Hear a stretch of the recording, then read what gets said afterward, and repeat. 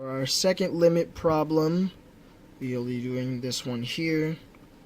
Okay, and as you see, of course, if you plug in x equals 0, you're going to get a 0 on the denominator, and this won't work.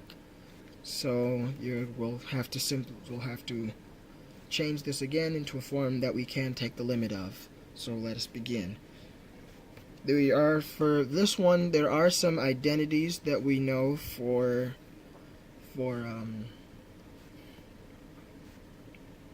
these types of functions, for trigonometric functions.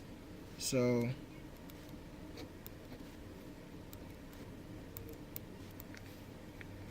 limit as x approaches 0 of tangent of x over x equals 1, and the limit as x approaches 0 of sine of x over x also equals 1.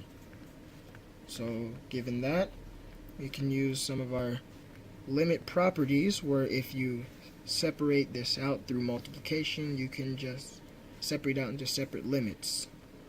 Which I'll show down here.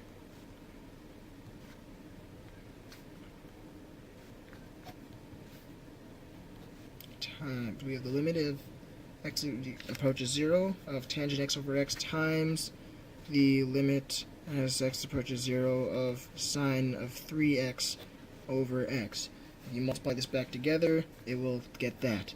So as we see, the limit as x approaches 0 of tangent x over x equals 1. So we're just going to put 1 here, multiply, and this one you're going to have to do a few things too. So we're going to multiply it by 3 over 3, which is basically just 1, so that you'll end up with the limit as x approaches 0 of 3 sine of 3x over 3x, which equals the limit as x approaches 0 of 3 times the limit as x approaches 0 of sine of 3x over 3x. This is the same as the identity sine of x over x equals 1, so that basically equals 1, and this equals 3. So when you come down here, you'll have 1 times 3 times 1, which is 3. So the limit as x approaches 0 of 3 equals 3. Alright, dude.